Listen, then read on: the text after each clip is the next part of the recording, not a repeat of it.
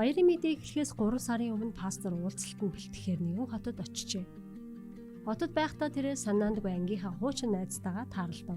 Найз нь удахгүй болох баярын мэдээний талаар мэдээд баптизм хүртэх анхны хүн болно гэж догтлол дүүрэн пасторт амлав.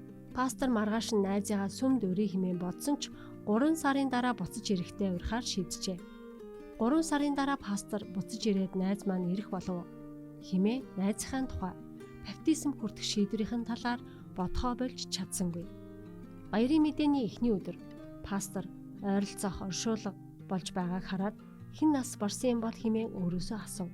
Энэ бол түүний найзынх нь оршуулга гэдгийг мэдээд итгэж чадахгүй байлаа. Сэтгэл нь шархсан пастор найзыгаа сүм дүүрэх урилгыг хойшлуулсандаа харамсав.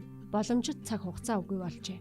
Бидэнд ч бас бусдаа харилцах боломж үгүй болох цаг үе ирж байна. Цаг хугацаа байгаа үед яг одоо хөдөлцгөөе. Хүмүүс Есүсийг хүлээн зөвшөөрч, Библи судлал зааж, ном зохиол тарааж, хүмүүстэй хамт залбирч, сүмдөрж, 11 болон үйл ажиллагаагаараа энэ дэлхий дээрх Бурхны ажлыг дэмжихэд уриалъя. Маргааш зарим хүнд хүрэх боломж бидэнд үгүйч байж магадгүй. Бид 11 болон амралтын өргөлөө буцааж өргөх үед үргэлж өөрсдийн хүслийн хадагт Бурхныг нэгдүгээр тавих болтугай.